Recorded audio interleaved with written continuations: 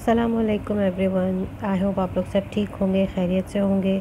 आज हम बात करेंगे दूसरी शब कदर 23वीं शब की इबादत के बारे में।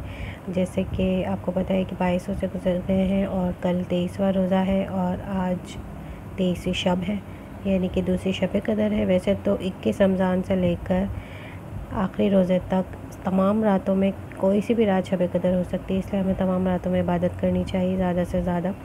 लेकिन अंदाज़े के हिसाब से जो जिन रातों के ऊपर ज़्यादा शक होता है कि वो शब कदर होंगी तो वो ताक रातें होती हैं आखिरी दिनों की, तो उनमें 23वीं भी एक रात है और वो दूसरी शब कदर कहलाती है। तो उसमें हमें जो वज़ाइफ पढ़ने हैं, जो इबादत करनी है वो ये है। मैंने यहाँ इसमें आपको पढ़ के भी बता देती हूँ कि हमें 4 रकात नफिल 2 सलाम के बाद पढ़नी है।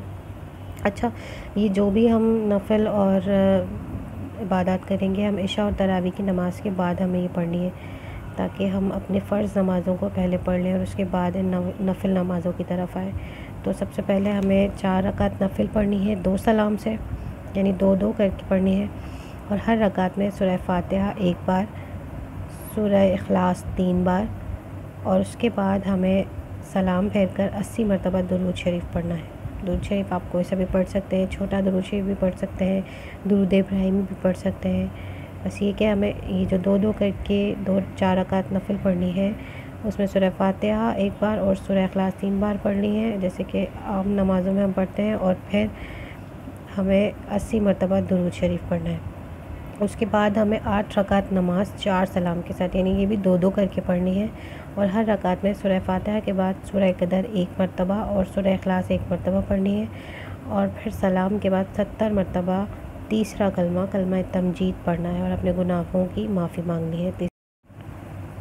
ये तीसरे कलमे का स्क्रीनशॉट है, आप इसे ले लीजिए। ये जो हमने 8 नफिल पढ़ी हैं 4 सलाम से, उसके बाद हमें 70 मरतबा सलाम फेरने के बाद 70 मरतबा ये तीसरा कलमा पढ़ना है और अल्लाह ताला से अपने गुनाहों की माफ़ी मांगनी है।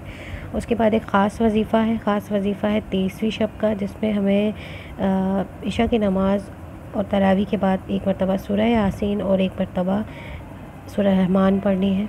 ये हम मतलब अपने नवाफ़िल शुरू करने से पहले भी पढ़ सकते हैं और नवाफ़िल पढ़ने के बाद भी पढ़ सकते हैं। तो हम अपनी पिछले वीडियोस में यासीन शरीफ और सूरह रहमान दिखा चुकी हूँ मैं स्क्रीनशॉट उनके। इसके अलावा आप कुरान पाक में से भी ले सकते हैं। अगर मैं अभी यहाँ इसमें सूरह रहमान और सूरह यासीन की पिक्चर्स अपलोड करूँगी तो वीडियो बहुत लंबी हो जाएगी, तो इसलिए आप लोग कुरान पाक में से या पंसूरे में से ये दोनों लेकर एक मरतबा पढ़ सकते हैं। आप चाहें तो इनको अल्लाह ताला ने अगर आपको हिम्मत दी है तो आप तादाद में ज़्यादा करके भी पढ़ सकते हैं। तो यहाँ पर 23वीं शब कदर के हमारे वज़ाइफ जो हमने पढ़ने थे, चंद वज़ाइफ, वो मुकम्मल होते हैं। और अब इंशाल्लाह मैं आपसे नेक्स्ट वीडियो में मिलती हूँ। दुआओं में मुझे, मेरी फैमिली को ज़रूर याद रखें। अल्लाह ताला हम सब की दुआओं को कबूल फ़रमाए। अल्लाह हाफ़िज़।